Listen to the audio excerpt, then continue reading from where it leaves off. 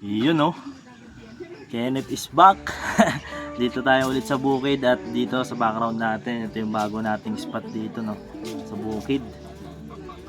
Magandang spot yan dito mga ka-business, mga papi. Siyempre sa mga mahal pa natin mga viewers. Yan, meron po tayong topic for today's video. Yan. Kung kilala nyo po si Sir Taong Gala. Yan no, pa na Sir Taong Gala.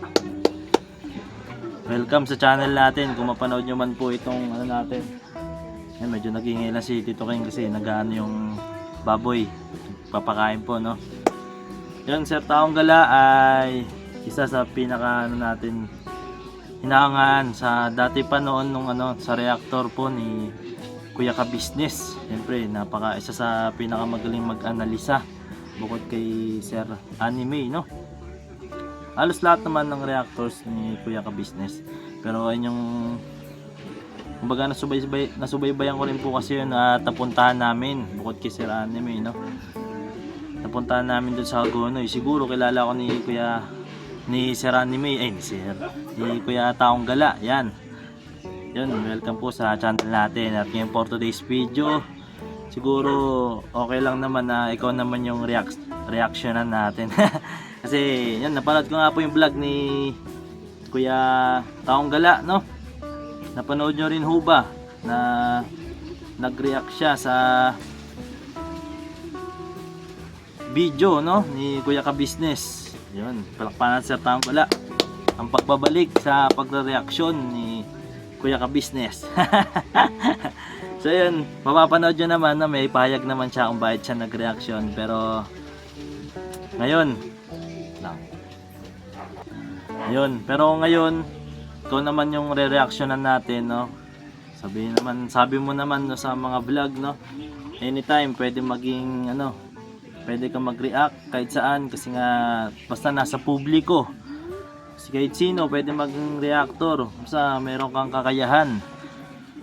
At ito, pwede rin naman tayo magpahayag yan, gamit sa pamamagitan ng vlog natin. Kasi isa rin naman tayo na ano, vlogger. At di lang basta vlogger, monetized vlogger tayo. Kaya salamat kay Kuya Ka-Business. Sino kaya yung mga ano, si Sir Taong Gala kaya ay na-monetize din dahil kay Kuya Ka-Business?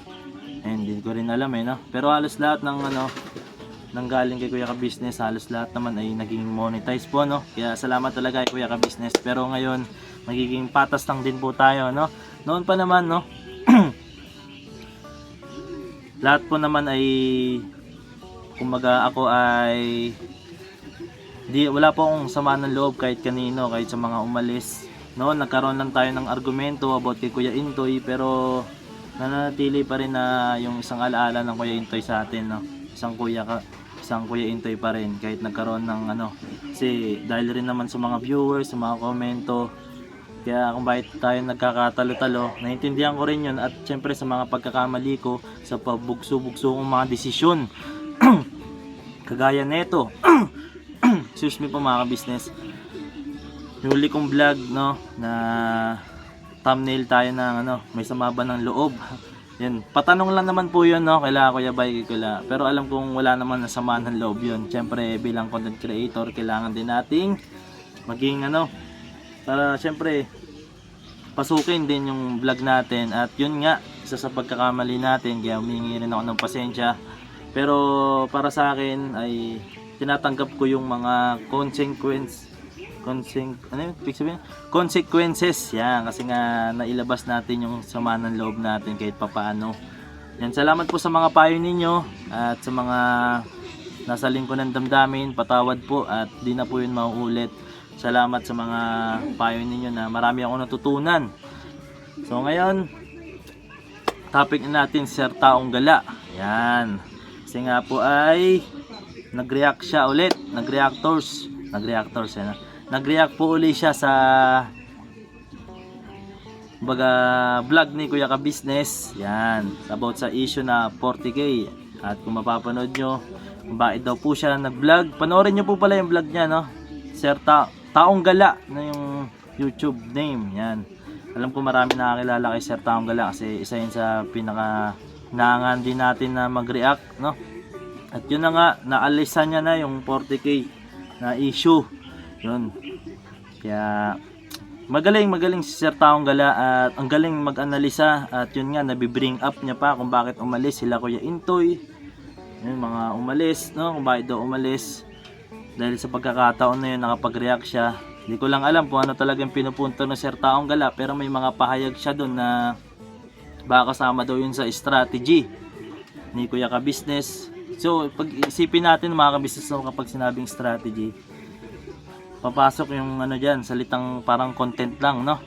Kaya parang naano ko rin Sir Taong Gala, baka pinupunto niya na content lang yung ginagawa ni Kuya Ka-Business, no?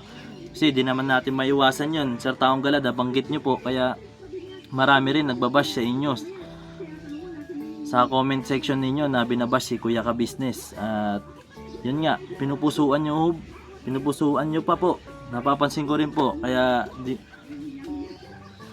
yun, napapansin ko lang din po na parang ano po ba yung mismong pinupunto ninyo.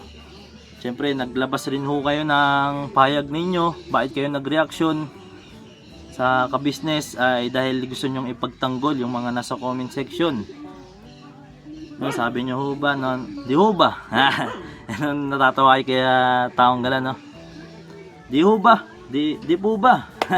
Mga ganun yung ano, mga nakasanayan na salita. Yan, Sir Taong Gala, kung mapapainggan nyo to, no?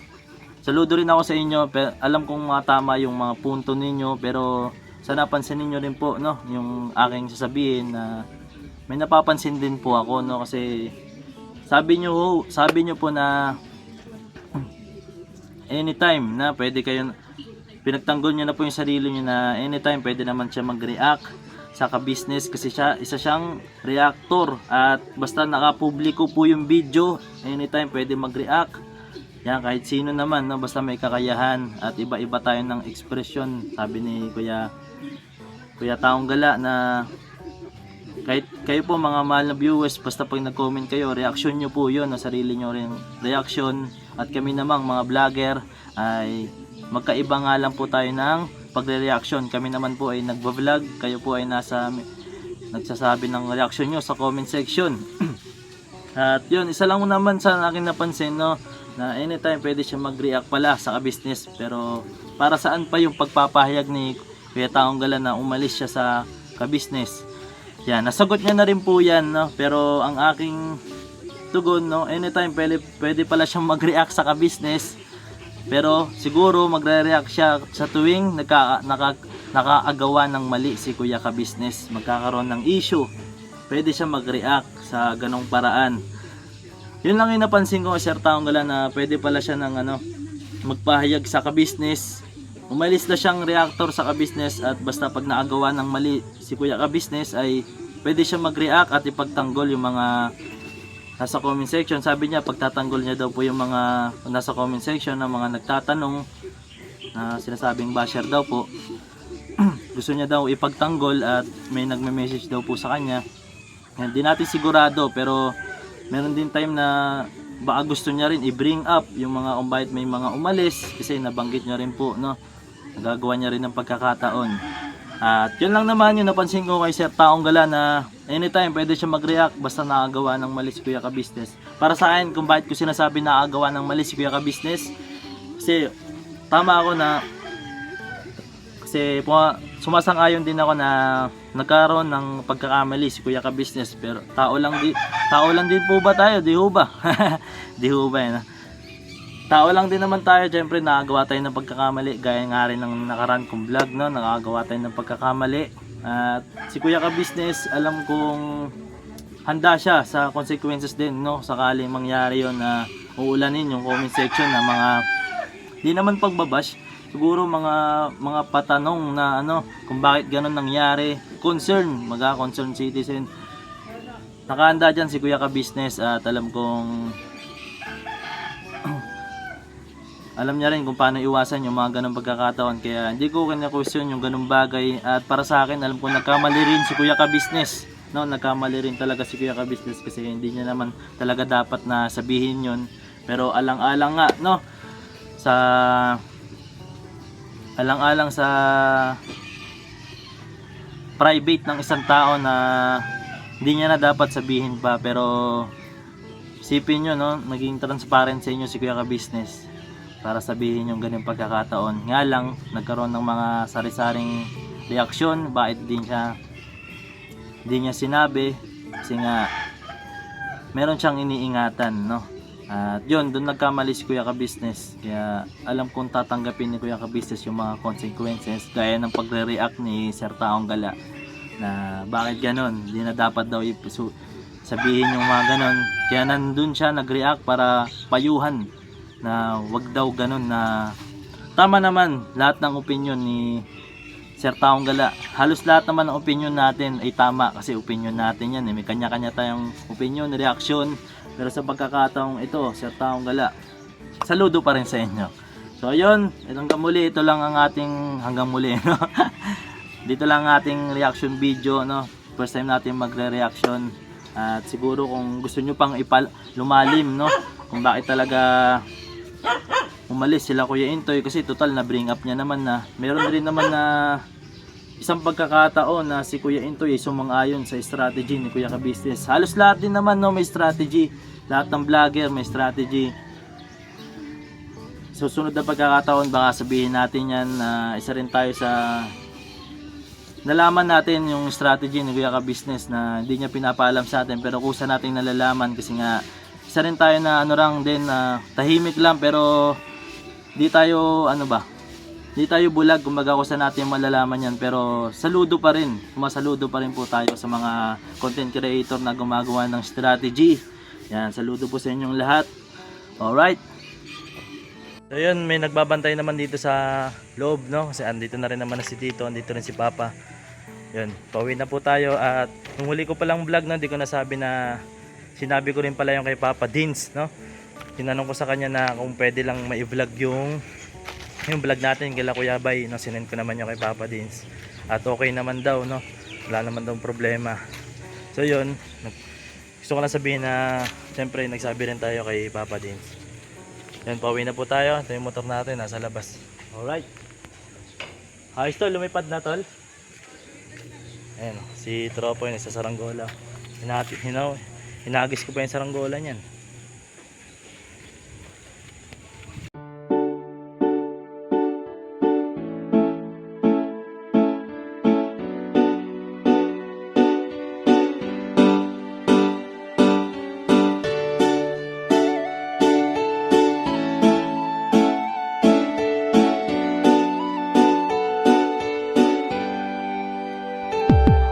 Papa Dins, ikaw ang aming dapat na tularan. Papa Dins, ikaw ang matatag na minsan di ka talagang maaasahan. Maging ang payo mo, patunay lang. Papa Dins, ikaw ang idol ko. Papa Dins, dapat ka sa yumangan at tulungan. Papa Dins, ikaw ang aming dapat na tularan. Talagang maaasahan. Maging ang payo mo, patunay lang. Papa Dins, ikaw ang idol ko. Gusto ko lang pasalamatan mga kagaya mo. Ikaw ang dapat na tularan at iniidolo ng karamihan sa tunay na buhay na ito. Salamat sa iyo Papa Dins, ikaw ang idol ko. Ang dami mo nang natulungan at yun ay may katibayan. Aking napapanood mga nahihirapan sa buhay, ay tunay na iyong sinasagip nang hindi nang hihingi ng anuman ang kapalit. Marami ka ng pinag-aral, binigyan mo ng gabay at ang hangarin lamang sila ay magtagumpay upang ang mga pangarap kanilang mabot kamay. Dito ka nagsimula at ito ang ginawang tulay. Kung anong meron ka ngayon, Pops, deserve mo yan. At ang aming hiling, ikaw ay mag number one. Ikaw ang tunay na bida ng istoryang to. Sana dumami pa ang